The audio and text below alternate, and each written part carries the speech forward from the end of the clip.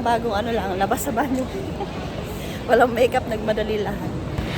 Welcome back to our channel. And yes, it's been 2 years since wala tayong upload. Kaya ngayon magbibigay kami ng konting life update lang. At syempre, pag-uusapan natin yung experience namin sa immigration. And syempre, yung mga requirements na hiningi sa amin or present namin.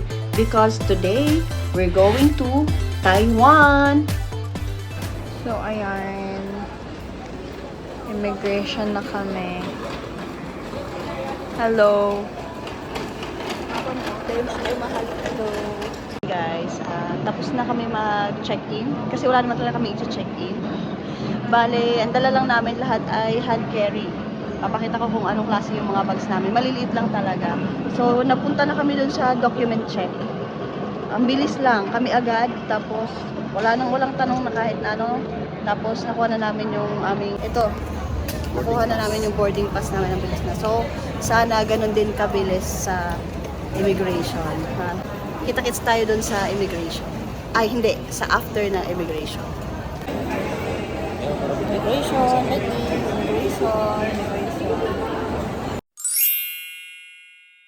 Papasok na kami guys sa immigration. Ayan na.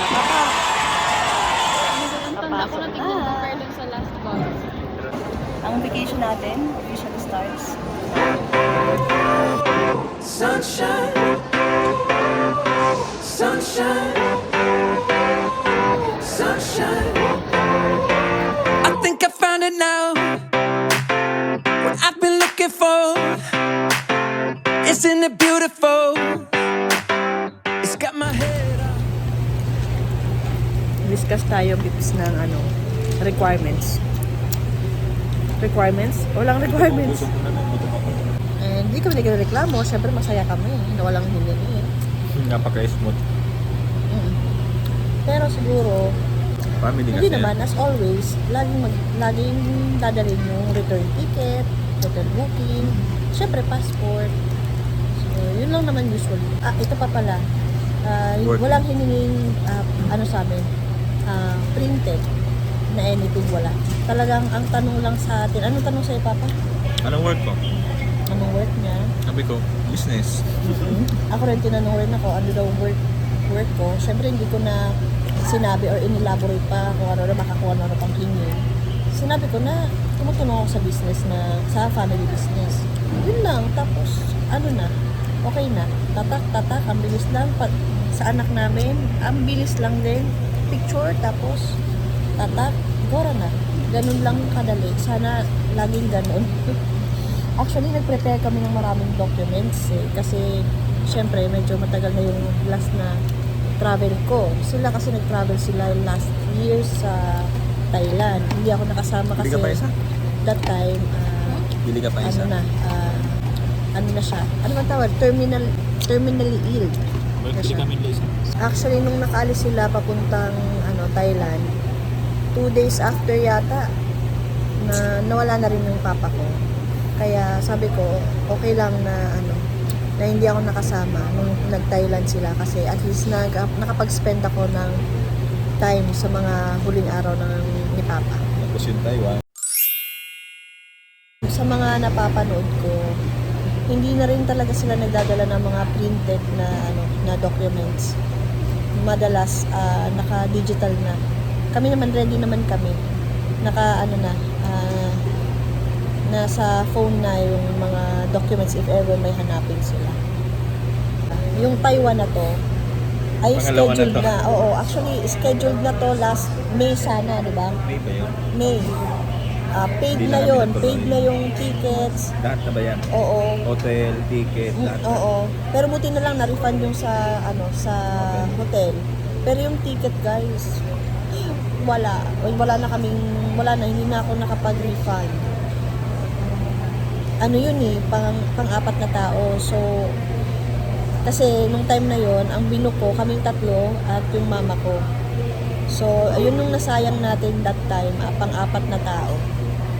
Nasa magkano rin yun? Almost 30,000 yun.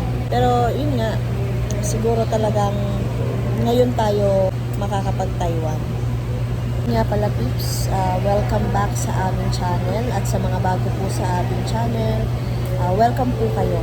Matagal po tayong walang upload for about 2 years. 2 years po tayong walang upload actually. Kaya naman ang pagbabalik. Nakapag-decide kami na balik YouTube. Actually guys, mahaba-haba itong bakasyon na to. Ilang 10 days, no? Oo. 10 days. Ano kasi kami, ang gusto kasi namin slow travel lang. Yung hindi kami masyadong Walang package, walang tour package, DIY lang lahat. hindi kami masyadong maano sa mga tourist spots. More on, gusto namin yung more on local vibe. Yung parang Yung nag-i-immerse ka sa culture. yung parang experience mo yung everyday life ng isang taga doon. Hindi yung pag kumuha ka ng package, tour package ba? Oo. Ng tour package dapat mamadaliin kayo. dapat sa ganitong oras nandiyan ka. Tapos nag-enjoy ka pa sa isang lugar, Hindi tapos ka tatawagin ka na kasi pupunta na naman sa ibang lugar. Hindi. Sa amin hindi ganun. Parang normal na travel to. Oo. So yun, hindi tayo masyadong magto-tourist spots at ano lang tayo. Neighborhood lang, exploring sa mga lugar, ganun lang. Pero meron din naman tayong minuksak look. Magmamakong gondola kami tsaka Taipei Zoo. Magjujufen, yung mga ganun. Pero hindi, most of the time, hindi kami, lakad-lakad lang. May mga pupuntahan tayo, tips. Dito na rin pala ako, guys, magbibigay ng update. Bale, ito yung magiging first vlog natin after ng 2 years na hindi kami nakapag-vlog.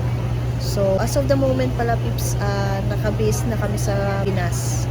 2 years na kaming nasa Pinas. Nung time na nag-decide kaming uwi dito, plano lang talaga namin na magbakasyon. Kasi meron kaming ibang plano, which is yung mag-migrate sana ng Australia. Kaya lang tips na na scam kami ng agency. No? So, meron nga pala akong mga napangakuan na tropa pips natin. Sabi ko, maggagawa ko ng vlog about doon sa pagkakaskam sa amin kasi maraming nagtatanong na kung paano kami na-scam kasi ayaw din nilang ma-scam noon kasi actually guys na gumawa kami ng review, ginawa namin sila ng Google review, nilagay namin doon yung nangyari. So after nung Google review namin, maraming nag-reach out kung pwede daw ba kami mag-explain or something. Meron akong ginawang email na sinend to all ko lang sa kanila with the proofs, lahat ganun. Tapos nag-promise ako na gagawa ko ng video about it, pero na-realize ko Hindi lang kami scam, marami. Pero na-realize namin na ayaw na namin mag-keep ng negative energy. Kung gusto na namin siyang kalimutan, Let's so ganun talaga ang buhay, alam mo yun, lesson learned naman sa amin. So yun, malaking pera din yung nakuha sa amin, almost 300,000. So hindi rin naman biro yun. At that time din, medyo pabalik-balik na ng ospital yung mother ni husband. And yung papa ko naman is diagnosed na siya as stage 4 colorectal cancer. So nag-decide kami na magstay na lang muna, mag-spend ng quality time sa family namin. Pero kahit nasa Pinas kami that time, employed pa rin ako dun sa employer ko sa Qatar. Nag-work from home na lang ako. Si husband naman, nag-open siya ng businesses. So, yun yung bali yung mga pinagkakabalahan namin. Marami kaming trinay. May mga nag-work, may mga hindi nag-work, pero ganun talaga. So far, okay naman. So, ako naman, totally, freelance na ako. May 2 na akong Etsy store. So, yun yung Hindi siya online. So, yun yung pinagkakabalan ko naman ngayon. At somehow, so far, nagbibigay ng magandang income sa amin. So, ngayon guys, gusto na namin bumalik ng YouTube. Ang funny thing is, na-demonetize yung channel natin, peeps. Due to inactivity. Siyempre, wala kaming update, wala kaming upload for 2 years. So, yun, na-demonetize tayo. But it's okay. Tsaka, ang primary goal naman namin ngayon is ma-store or namin yung mga memories. Kumbaga, meron lang tayong platform kung saan ma-share natin yung mga memories namin. Kasi yun nga pala guys, ang future ng vlog natin is more on travel na. Order na naman siya kasi hindi siya natuwa dun sa isang piraso. Order ulit siya. Dalawa na yun ito. Ayan na, nakadalawa na siya. Dalawa. yung tinanak namin. So, yun yung magiging future ng vlogs natin, tips. More on travel, more on remote working or online business. Yun, sana samahan nyo pa rin kami. Medyo maiiba yung vlogs natin. Pero for sure, mas masaya, mas marami kaganapan. Syempre, memories na i-cherish natin. So, hopefully, nandyan pa rin kayo. So, ito na yung start nung next chapter natin, guys, which is travel vlogs.